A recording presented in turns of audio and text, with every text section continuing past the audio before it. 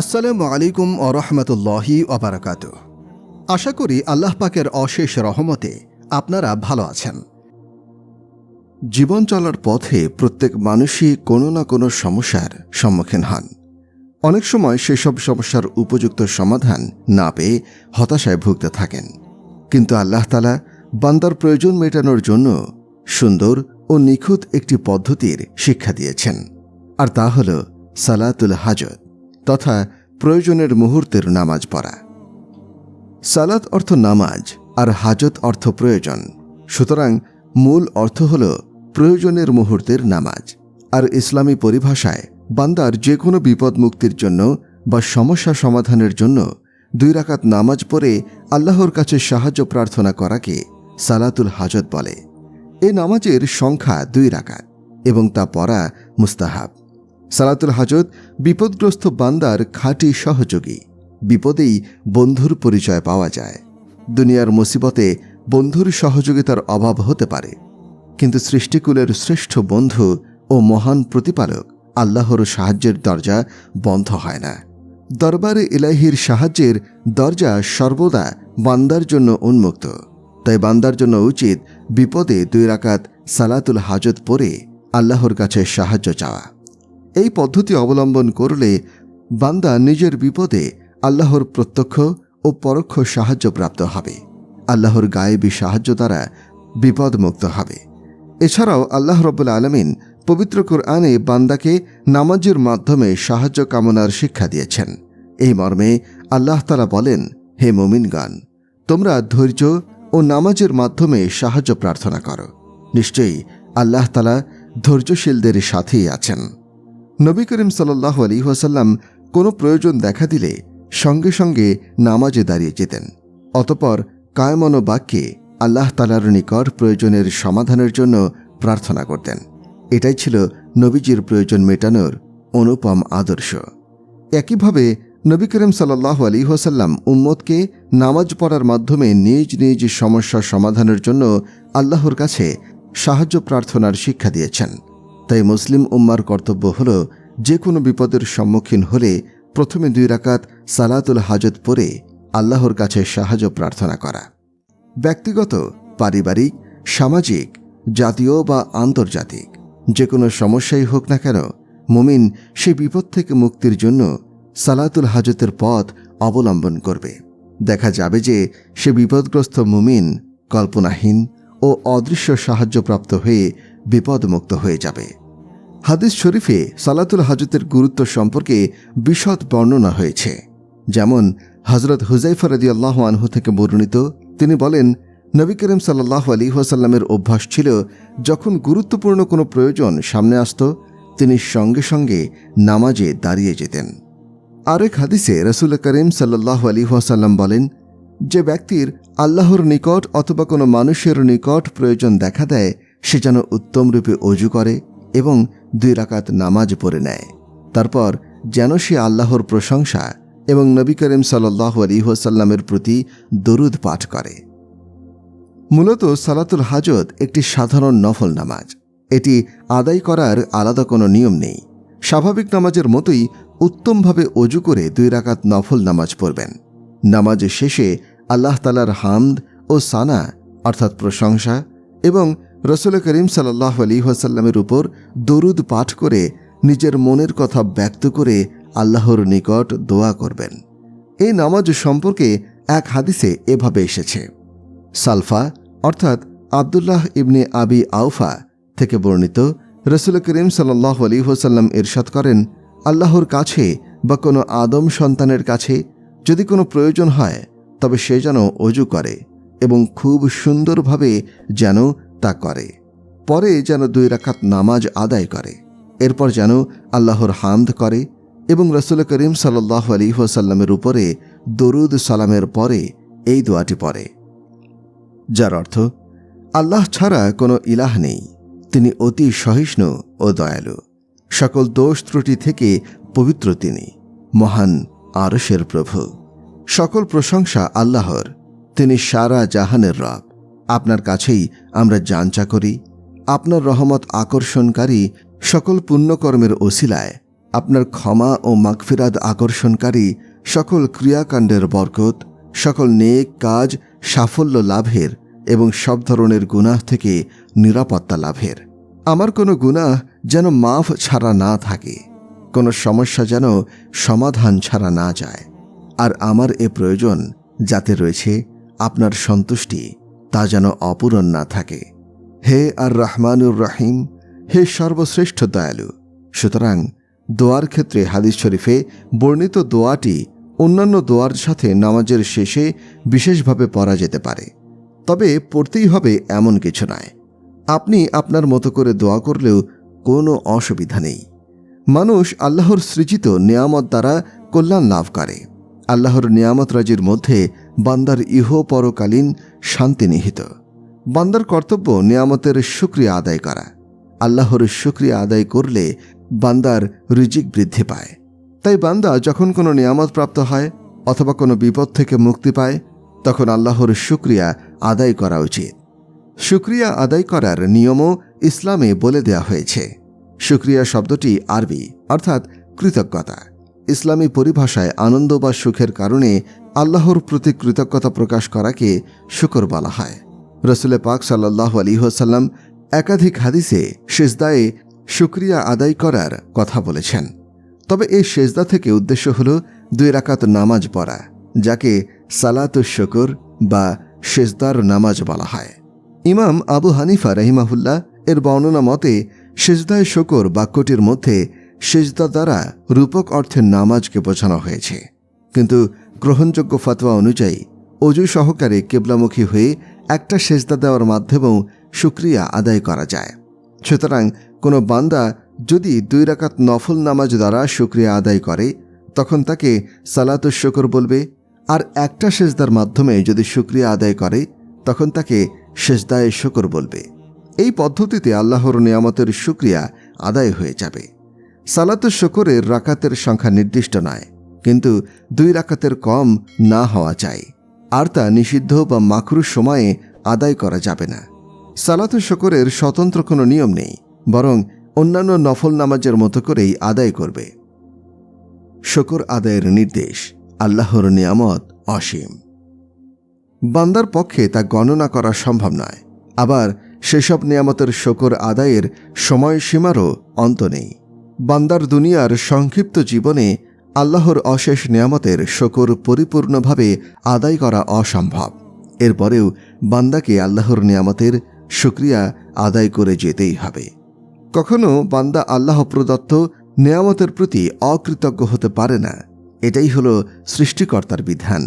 এই মর্মে আল্লাহ তাআলা বলেন, তোমরা আমাকে স্মরণ করো, তাহলে আমিও তোমাদেরকে স্মরণ করব। আর তোমরা আমার নিয়ামতের শুকর আদায় করো, আর অকৃতজ্ঞতা করো না। কুরআনে শুকরিয়ার গুরুত্ব। আল্লাহ তাআলা মানব জাতির জন্য বেশুমার নিয়ামত দান করেছেন। আবার সেই নিয়ামতে শুকরিয়া আদায় করার প্রতি তাগিদও দিয়েছেন। বান্দা যত বেশি শুকরিয়া আদায় করবে, তত বেশি রিজিক প্রাপ্ত হবে। আর যদি শুকরিয়া আদায় না করে, তখন আল্লাহ তাআলা বান্দার উপরে কঠিন আযাব নাজিল করেন। তাই আমাদের উচিত রিজিক বৃদ্ধির জন্য এবং জাহান্নামের ভয়ঙ্কর শাস্তি থেকে নিজেকে বাঁচানোর জন্য বেশি পরিমাণে আল্লাহর শুকরিয়া আদায় করা। এ প্রসঙ্গে আল্লাহ তাআলা বলেন, আর যখন তোমাদের প্রভু ঘোষণা দিলেন, যদি তোমরা শুকরিয়া আদায় করো, তবে আমি অবশ্যই তোমাদের নিয়ামত বাড়িয়ে দেব। আর যদি তোমরা অকৃতজ্ঞ হও, নিশ্চয়ই আমার শাস্তি অত্যন্ত ভয়াবহ। আল্লাহ তাআলা আরও বলেন, যদি তোমরা কৃতজ্ঞতা প্রকাশ করো এবং ঈমান আনো, তাহলে তোমাদেরকে শাস্তি দিয়ে আল্লাহ তাআলা কি করবেন? আল্লাহ তাআলা পুরস্কার দানকারী, সর্বজ্ঞ। হাদিসে সিজদায়ে শুকরের মাহাত্ম্য। আল্লাহর সৃষ্টির মাঝে আল্লাহর অস্তিত্ব বিদ্যমান। যুগে যুগে নবী রাসূলদের মুজিজা দ্বারা বারবার আল্লাহর অস্তিত্বের কথা প্রমাণিত হয়ে আসছে, যা কোরআন ও হাদিসে স্বর্ণাক্ষরে লিখিত আছে। তাই যখন যেখানে আল্লাহর কোনো নিদর্শন চোখে পড়ে, সঙ্গে সঙ্গে শুকরিয়া স্বরূপ 2 রাকাত নামাজ পড়ে নেওয়া সুন্নত। এভাবে একাধিক হাদিসে রাসূল পাক সাল্লাল্লাহু আলাইহি ওয়াসাল্লাম শুকর আদায় করার নির্দেশ দিয়েছেন। মূলত দুনিয়ার সব সৃষ্টিই হল আল্লাহর নিদর্শন। তাই আল্লাহর নিদর্শন দেখতে পেলে শুকরিয়া স্বরূপ 2 রাকাত নামাজ বা একটি সেজদায়ে শুকর আদায় করা উচিত। এই প্রসঙ্গে রাসূল পাক সাল্লাল্লাহু আলাইহি ওয়াসাল্লাম বলেন, যখন তোমরা কোনো নিদর্শন দেখবে তখন সেজদা করবে।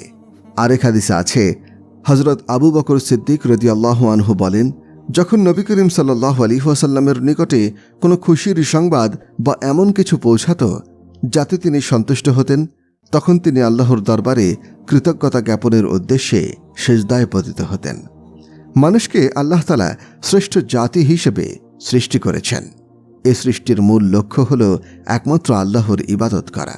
সেই সঙ্গে মানব জাতির জন্য জীবন বিধান প্রণয়ন করেছেন মহান আল্লাহ তাআলাই, যাতে হালাল হারাম নির্ণয় করতে সক্ষম হয় এবং বান্দার কোনো কাজে বৈধ অবৈধ এবং সত্য মিথ্যার মিশ্রণ না ঘটে। তবে মানুষ ভুলের ঊর্ধ্বে নয়। অনেক সময় দেখা যায় মানবজাতি ইচ্ছা বা অনিচ্ছায় অপরাধে জড়িয়ে পড়ে, আল্লাহ তাআলার বিধানের সীমা লঙ্ঘন করে বসে। কিন্তু আল্লাহ তাআলা বান্দার সেসব ভুল সংশোধনের জন্য এবং স্বীয় অপরাধ থেকে মুক্তি লাভের সুযোগ করে দিয়েছেন। আর সেই মুক্তির পথ হল তওবা। এই তওবার মাধ্যমে বান্দা আবার স্বীয় নিষ্পাপ জীবনে ফিরে আসে। তওবাই একমাত্র আল্লাহর নৈকট্য ও মাগফিরাত লাভের অনন্য উপায়। তওবা শব্দটি আরবি।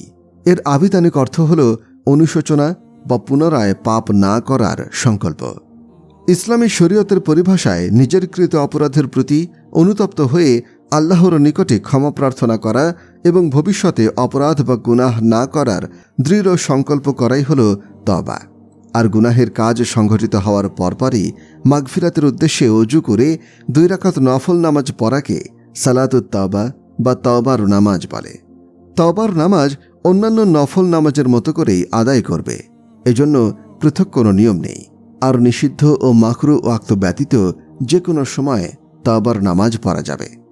কুরআনে তওবার গুরুত্ব। আল্লাহ তাআলা মহান, করুণাময় এবং দয়ালু।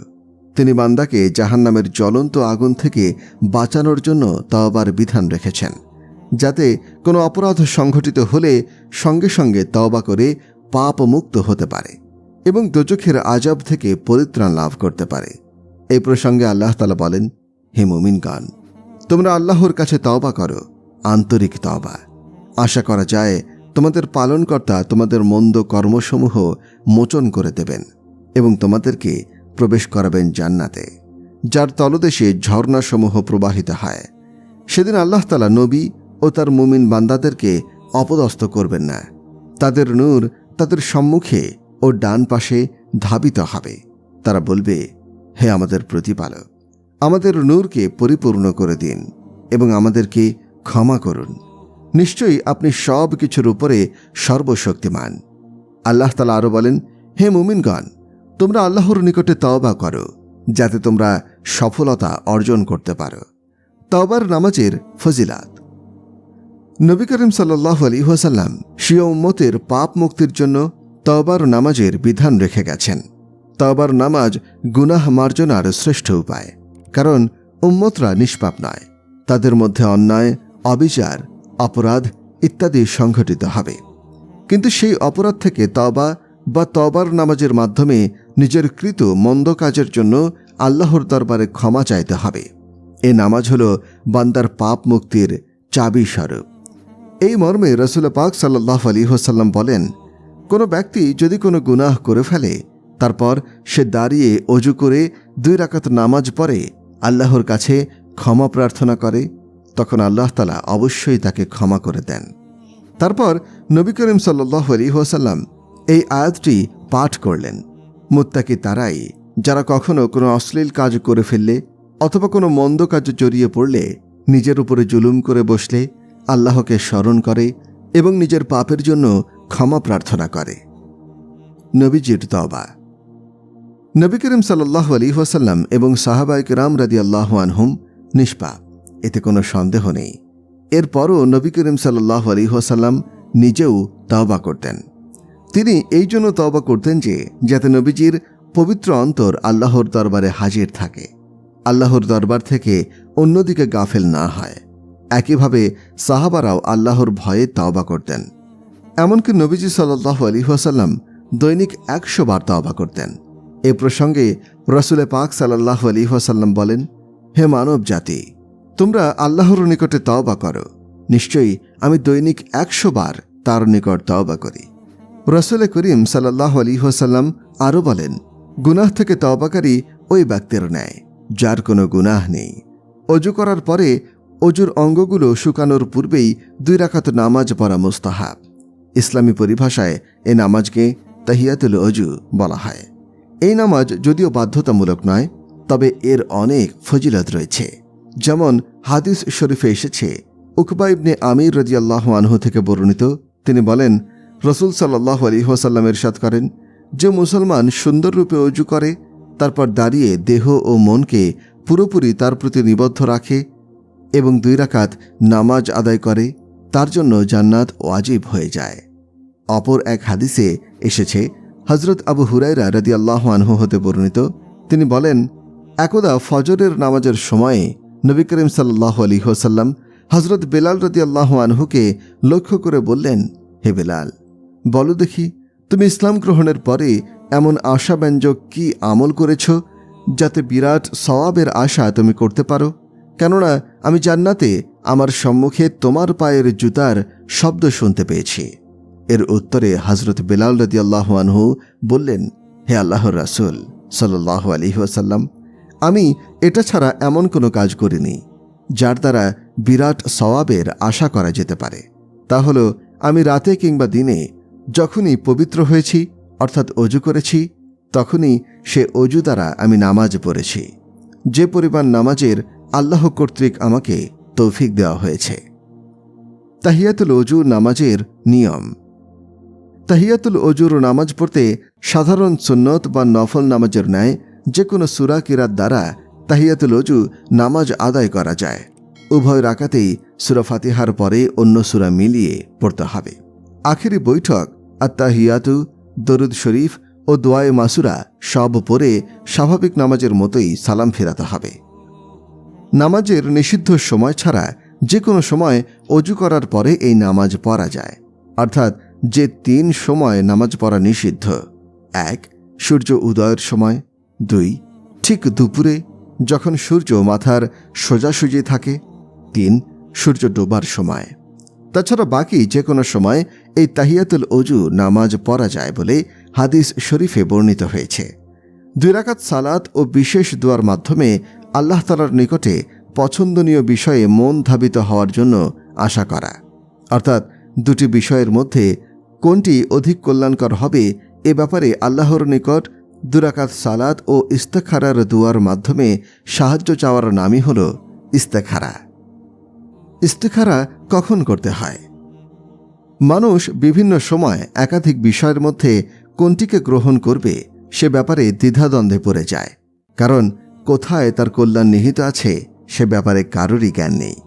তাই সঠিক সিদ্ধান্তে উপনীত হওয়ার জন্য আসমান জমিনের সৃষ্টিকর্তা, অতীত, বর্তমান, ভবিষ্যৎ সকল বিষয়ে যার সম্যক জ্ঞান আছে, যার হাতে সকল ভালো মন্দের চাবিকাঠি, সে মহান আল্লাহ তাআলার নিকটে উক্ত বিষয়ে সিদ্ধান্ত গ্রহণের জন্য সাহায্য প্রার্থনা করতে হয়, যেন তিনি তার মনের সিদ্ধান্তকে এমন জিনিসের উপরে স্থায়ী করে দেন যা তার জন্য উপকারী এবং কল্যাণকর হয়, যার ফলে তাকে পরবর্তীতে আফসোস করতে না হয়। এই নামাজের নির্দিষ্ট সময় নেই, সাধারণ নফলের হুকুমেই পড়ে এটি। ইস্তিখারার উদ্দেশ্যে 2 রাকাত সালাত পড়তে হয়। এক্ষেত্রে কতক ওলামায়ে কেরাম প্রথম রাকাতে সূরা কাফিরুন এবং দ্বিতীয় রাকাতে সূরা ফাতিহার পরে সূরা ইখলাস পড়তেন। তবে যে কোনো সূরা পড়া যাবে। নামাজের সালাম ফিরিয়ে আল্লাহ তাআলার বরত্ব ও মর্যাদার কথা মনে জাগ্রত করে একান্ত বিনয় ও নম্রতা সহকারে আল্লাহর প্রশংসা ও নবী করিম সাল্লাল্লাহু আলাইহি ওয়াসাল্লামের উপরে দরুদ পেশ করার পরে নিচের দোয়াটি পাঠ করবে। হযরত জাবের রাদিয়াল্লাহু আনহু থেকে বর্ণিত, তিনি বলেন, রাসূল করিম সাল্লাল্লাহু আলাইহি ওয়াসাল্লাম প্রত্যেক কাজে আমাদের ইস্তেখারা করা সম্পর্কে এমনভাবে শিক্ষা দিতেন যেভাবে কুরআনের সূরা শিক্ষা দিতেন। তিনি বলতেন, তোমাদের কেউ যখন কোনো কাজ করবে তখন সে 2 রাকাত নফল নামাজ আদায় করবে, এরপর নিম্নোক্ত দোয়া পড়বে: হে আল্লাহ, আমি আপনার কাছে কল্যাণ চাই আপনার ইলমের সাহায্যে, আপনার কাছে শক্তি কামনা করি আপনার কুদরতের সাহায্যে, আপনার কাছে অনুগ্রহ চাই আপনার মহা অনুগ্রহ থেকে। আপনি সর্বসময় ক্ষমতার অধিকারী, আমার কোনো ক্ষমতা নেই। আপনি সর্বজ্ঞ, আমি কিছুই জানি না। আপনি সকল গোপন বিষয়ে পূর্ণ অবগত। হে আল্লাহ, আপনার ইলমে এ কাজ, এখানে নিজের উদ্দেশ্যপূর্ণ জিনিসের কথা উল্লেখ করবেন। আমার দিন, আমার জীবন, জীবিকা ও কর্মফলের দিক থেকে, বা তিনি নিম্নোক্ত শব্দগুলো বলেছিলেন, এ কাজ দুনিয়া ও আখিরাতের দিক থেকে ভালো হয়, তবে তা আমাকে করার শক্তি দান করুন। পক্ষান্তরে আপনার ইলমে এ কাজ, অর্থাৎ নিজের প্রয়োজনীয় কাজ, যদি আমার দিন, আমার জীবন, জীবিকা এবং কর্মফলের দিক থেকে, অথবা বলেছিলেন দুনিয়া ও পরকালের দিক থেকে মন্দ হয়, তবে আমার ধ্যান কল্পনা এ কাজ থেকে ফিরিয়ে নিন। আমার খেয়াল আমার অন্তর থেকে দূরীভূত করে দিন, আর আমার জন্য যেখানেই কল্যাণ নিহিত রয়েছে এর ফয়সালা করে দিন, এবং আমাকে এর উপরেই সন্তুষ্ট করে দিন। এরপর নিজের প্রয়োজনের কথা ব্যক্ত করবেন। প্রিয় দর্শক শ্রোতা, আজকে এ পর্যন্তই। পরবর্তী ভিডিও দেখার জন্য আমন্ত্রণ রইল।